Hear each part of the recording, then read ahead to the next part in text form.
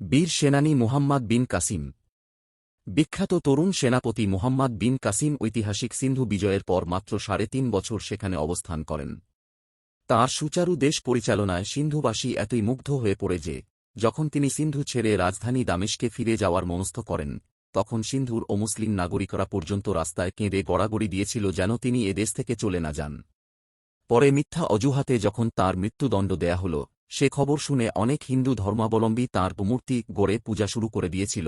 বালাজুরি, ফুতুহুল বুলদান, pre ৪৪৬। আল্লাহ তালার বেশি বেশি এবাদত করুন, দেখবেন আল্লাহ আপনাকে মানুষের কাছে সম্মানদাতা বানিয়ে দিবে। যেহেতু মূর্তি পূজা করা শিরক, তাই ওগুলো থেকে দূরে থাকুন। শিক্ষা: মুসলিম বিজেতাগণ তাদের সুসভ্য আচরণের মাধ্যমে মানুষের হৃদয়ের মণিকোঠায় স্থান করে নিয়েছিলেন।